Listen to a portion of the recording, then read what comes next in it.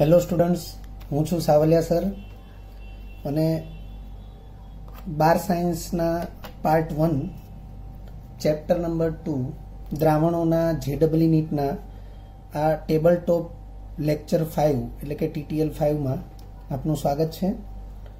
વિદ્યાર્થી મિત્રો, આ લેક્ચરમાં આપણે ક્લોસિયસ ક્લેમેન્સેન સમીકરણનો અભ્યાસ કરવાના છીએ. મુખ્ય ટાઇટલ છે પ્રવાહીના બાષ્પ દબાણ પર તાપમાનની અસર દર્શાવતું ક્લોસિયસ ક્લેમેન્સેન સમીકરણ. એટલે અહીં આપણે લખ્યું છે કે પ્રવાહીના બાષ્પ દબાણ પર તાપમાનની અસર ક્લોસિયસ ક્લેમેન્સેન સમીકરણ વડે દર્શાવાય છે. આ સમીકરણ જે છે એ આપણે સ્વીકારી લઈશું. log P2/P1 is equal to delta H વેપરાઇઝેશન છેદમાં 2.303 R કૌંસમાં T2 - T1 upon T1 into T2. P1 એ T1 તાપમાને બાષ્પ દબાણ છે, P2 એ T2 તાપમાને બાષ્પ દબાણ છે. એટલે બે ભિન્ન તાપમાને બે ભિન્ન બાષ્પ દબાણ છે. પ્રવાહી તરીકે શુદ્ધ દ્રાવક પણ હોઈ શકે અને પ્રવાહી તરીકે દ્રાવણ પણ હોઈ શકે. ડેલ્ટા H વેપરાઇઝેશન એટલે કે પ્રવાહી એ શુદ્ધ દ્રાવક અથવા દ્રાવણ, તો પ્રવાહીની બાષ્પાયન એન્થાલ્પી છે, એને પ્રવાહીની બાષ્પીભવન એન્થાલ્પી પણ કહી શકાય. નિયત દબાણે પ્રવાહીના ઉત્કલન બિંદુ અને આણ્વીય બાષ્પન એન્થાલ્પી વચ્ચેનો સંબંધ આ પ્રમાણે છે. Delta H1 is equal to RT1 ln P. ફરીથી ડેલ્ટા H1 લખ્યું છે, એ આણ્વીય બાષ્પન એન્થાલ્પી છે, નિયત દબાણ P છે, તાપમાન T1 છે. તો આ સૂત્ર પણ આપણે સ્વીકારી લઈશું. સમીકરણ 1 એ જુદા જુદા દબાણે પ્રવાહીના ઉત્કલન બિંદુ વચ્ચેનો સંબંધ પણ દર્શાવે છે. અહીં T1 અને T2 એ તાપમાન છે, એને ઉત્કલન બિંદુ પણ વિચારી શકાય. જો P1 અને P2 એ વિવિધ એટલે કે જુદા જુદા દબાણ હોય તો એને અનુરૂપ ઉત્કલન બિંદુ અનુક્રમે T1 અને T2 એ હોઈ શકે. સો ધેટ કે સમીકરણ 1 એ જુદા જુદા દબાણે એટલે કે P1 દબાણે ઉત્કલન બિંદુ T1 થશે અને P2 દબાણે ઉત્કલન બિંદુ T2 થશે. અને એ સ્થિતિમાં આ તફાવત એને બે ભિન્ન દબાણે ઉત્કલન બિંદુનો તફાવત એવું કહી શકાશે.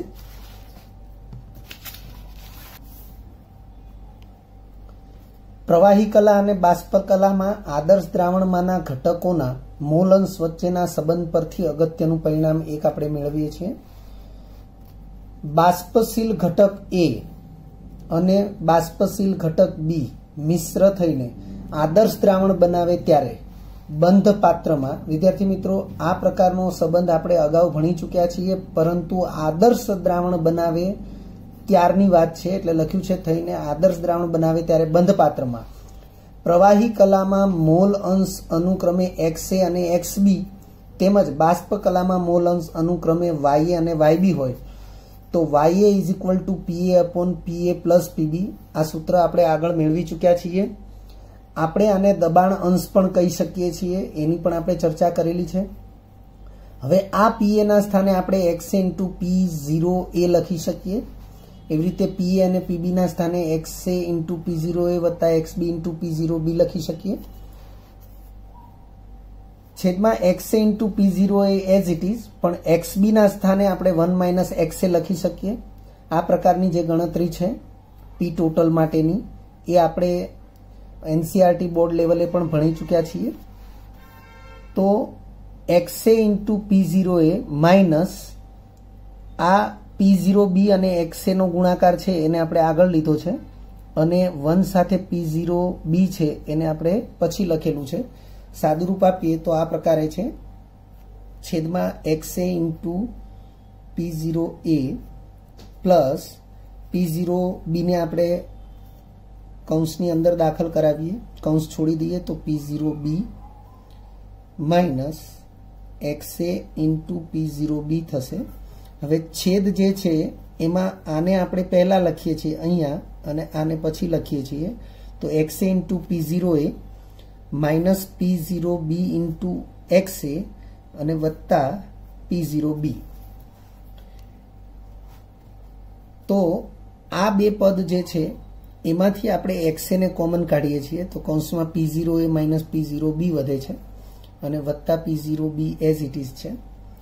હવે આ જે પરિણામ આપણને મળ્યું છે એનું વ્યસ્ત કરીએ છીએ. આપણને મળેલું પરિણામ છે એ YA is equal to XA into P0A છેદમાં XA કૌંસમાં P0A માઇનસ P0B છે અને વત્તા કરીને P0B છે.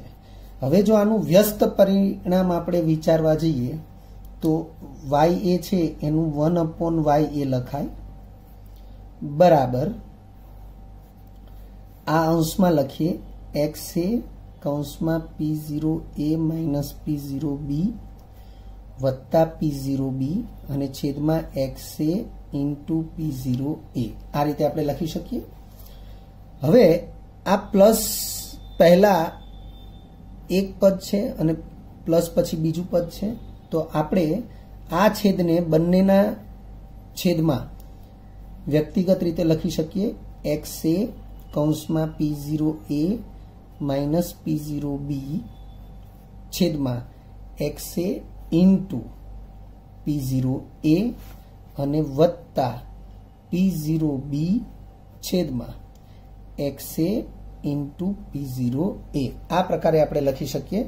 હવે આપણે આ XA અને XA અંશ અને છેદમાં છે એને કેન્સલ કરીએ તો વધશે 1/YA બરાબર P0A માઇનસ P0B છેદમાં P0A વત્તા હું P0B અને P0A એને હું આ રીતે લખી શકું P0B છેદમાં P0A અને સાથે ગુણાકારમાં ઇન્ટુ આ XA છેદમાં છે એને 1/XA લખી દઈએ તો આ પ્રકારનું એક આપણને સાદું રૂપ મળશે.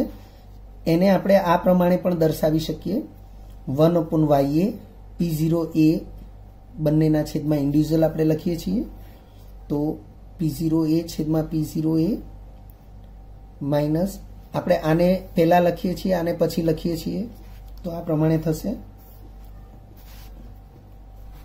1/YA ઇઝ ઇક્વલ ટુ આ પદને પહેલા લખીએ છીએ તો P0B upon P0A into 1/XA વત્તા P0A માઇનસ P0B છેદમાં P0A. તો આપણી પાસે આ જે પરિણામ મળ્યું આ પરિણામ આને હું Y is equal to M X plus C. આ સૂત્ર 12 સાયન્સ મેથ્સ એમાં સીધી રેખા નું સમીકરણ છે. આ સમીકરણ મુજબ આ y અક્ષ અને આ x અક્ષ એટલે આ સ્થાન ઉપર રહેલી કિંમત 1/YA છે એને y અક્ષ ઉપર લઈએ. y ના સ્થાને 1/YA છે એટલે y અક્ષ ઉપર 1/YA ની કિંમત લેવાની અને x અક્ષ ઉપર 1/XA ની કિંમત લેવાની અને જે આલેખ દોરીએ અથવા જે આલેખ મળે એ આલેખ ફરજિયાત સીધી રેખા જ મળે એવું મેથ્સમાં સમજાવેલું છે. તો લખ્યું છે આથી 1/YA વિરુદ્ધ 1/XA નો આલેખ. કોઈ પણ આલેખ માટે દર્શાવવાની જે પદ્ધતિ છે એ y વિરુદ્ધ x આવી રીતે દર્શાવાય છે. y વિરુદ્ધ x નો આલેખ. હવે y અક્ષ વિરુદ્ધ x અક્ષનો આલેખ તો y અક્ષ ઉપર 1/y છે એટલે અહીં 1/YA વિરુદ્ધ 1/XA નો આલેખ સીધી રેખા મળશે એટલે લખ્યું છે આથી 1/YA વિરુદ્ધ 1/XA નો આલેખ સીધી રેખા મળશે. ઢાળ આ ઢાળ કહેવાશે અને આ સી એ વાય અક્ષ સાથે નો આંતરછેદ કહેવાશે. તો ધારો કે આલેખ સીધી રેખા છે એ આ રીતે મળે છે. તો આ સીધી રેખાનો ઢાળ આ પ્રકારે ઢાળ શોધવામાં આવે છે. રેખા નામનું જે ચેપ્ટર છે 12 સાયન્સમાં એની અંદર આ બધી બાબતોની સ્પષ્ટતા છે. તો આ જે ઢાળ છે એ ઢાળ એ આપણને P0B અપોન P0A જેટલો મળશે અને આ સીધી રેખાને સૈદ્ધાંતિક રીતે એટલે સ્કેલ ફૂટપટ્ટી વડે આપણે વાય અક્ષ સાથે છેદ કરાવીએ તો આ આંતરછેદનું જે મૂલ્ય છે એ આંતરછેદનું મૂલ્ય C કહેવાશે. અહીં આંતરછેદનું મૂલ્ય P0A minus P0B upon P0A જેટલું મળશે. એટલે અહીં લખ્યું છે કે આથી 1 અપોન YA વિરુદ્ધ 1 અપોન XA નો આલેખ સીધી રેખા મળશે જેનો ઢાળ M એનું મૂલ્ય P0B અપોન P0A જેટલું મળશે. તો ઢાળ M બરાબર P0B અપોન P0A મળશે. તેમજ આંતરછેદ એટલે y અક્ષ સાથેનો આંતરછેદ હોય તો y અક્ષ સાથેનો આંતરછેદ એ P0A minus P0B upon P0A મળશે. જો આપણે 1 અપોન XA ને કરતા બનાવીએ, જેમ કે આમાં આપણે 1 અપોન YA ને કરતા બનાવ્યો છે, તો 1 અપોન YA ની બદલે 1 અપોન XA ને કરતા બનાવીએ તો અહીંયા જે આ આપણને પરિણામ મળ્યું છે એ જ પરિણામ જેવું પરિણામ મળશે. તમે સરખાવી શકો છો. 1 અપોન XA બરાબર અહીંયા P0B અપોન P0A છે તો આપણને અહીંયા P0A અપોન P0B મળશે ઇન્ટુ 1 અપોન XA છે એની બદલે 1 અપોન YA મળશે વત્તા P0A માઇનસ P0B છે અહીંયા P0B માઇનસ P0A મળશે અને છેદમાં P0B છે P0A છે એની બદલે P0B મળશે. વિદ્યાર્થી મિત્રો, આ પરિણામ તમે જાતે મેળવી શકો છો. એટલે જેમ અહીંયા YA બરાબર PA upon PA plus PB થી શરૂઆત કરેલી છે એમ તમે XA બરાબર PA upon PA plus PB એવી રીતે તમે શરૂઆત કરી શકો છો. તો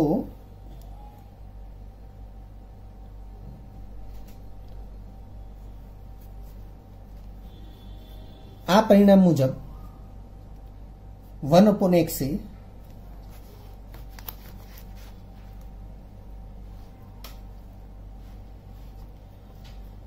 જો આ પરિણામમાં 1 અપોન YA ને બદલે 1 અપોન XA ને કરતા બનાવીએ તો આપણને આ પરિણામ જેવું પરિણામ જે મળે છે એ આ પ્રકારે મળશે. 1 અપોન YA તો અહીંયા છે 1 અપોન XA.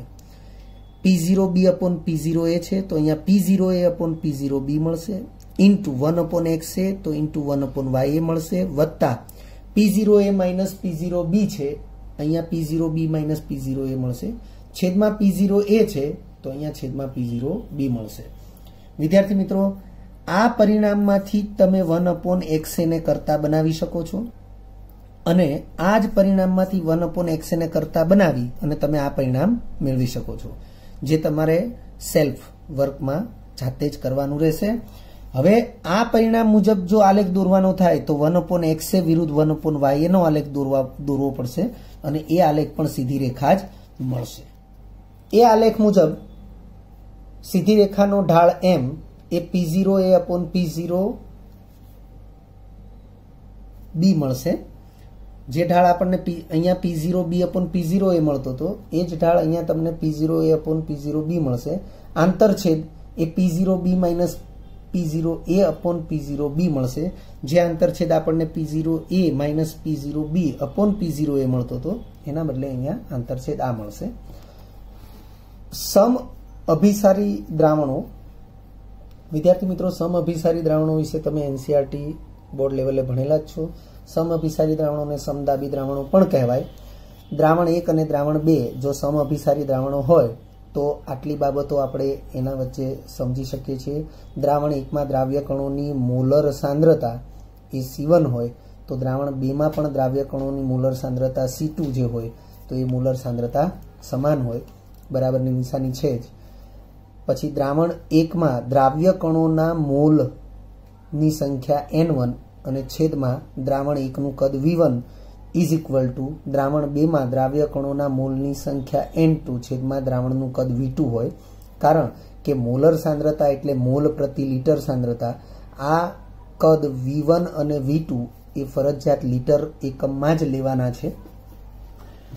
અને ત્રીજા નંબરે I1 આ વોન્ટ ઓફ અવયવ I છે કે બે સમઅભિસારી દ્રાવણો પૈકી દ્રાવણ 1 એનો વોન્ટ ઓફ અવયવ, એની અંદર જે પદાર્થ દ્રાવ્ય કર્યો છે એનો વોન્ટ ઓફ અવયવ I, એને I1 કહીએ, ગુણ્યા W1/m1 ઇન્ટુ V1. વિદ્યાર્થી મિત્રો, આ W1/m1 જે છે એ દ્રાવ્યની મોલ સંખ્યા, મોલ બરાબર વજન ભાગ્યા આણ્વીય દળ એ મુજબ છે. અને બરાબર I2 એટલે સમઅભિસારી દ્રાવણ 2, એમાં જે પદાર્થ દ્રાવ્ય કર્યો છે એ પદાર્થનો વોન્ટ ઓફ અવયવ I, એને I2 કીધો છે, ગુણ્યા W2/m2 ઇન્ટુ V2. વિદ્યાર્થી મિત્રો, આ સાથે દ્રાવણ ચેપ્ટરના TTL લેક્ચર અહીં આપણે પૂરા કરીએ છીએ. વિદ્યાર્થી મિત્રો, જો તમને આ વિડીયો લેક્ચર ગમ્યો હોય તો લાઇક આપજો, શેર કરજો અને સબસ્ક્રાઇબ પણ કરજો. અગાઉના લેક્ચરનું રિવિઝન અને પાઠ્યપુસ્તકનું વાંચન કરતા રહેજો. આ લેક્ચર અંગે કોઈ પણ ડિફિકલ્ટી હોય તો મને વોટ્સઅપ કરી શકાય. આભાર. ફરી મળીશું નવા વિડીયો લેક્ચરમાં.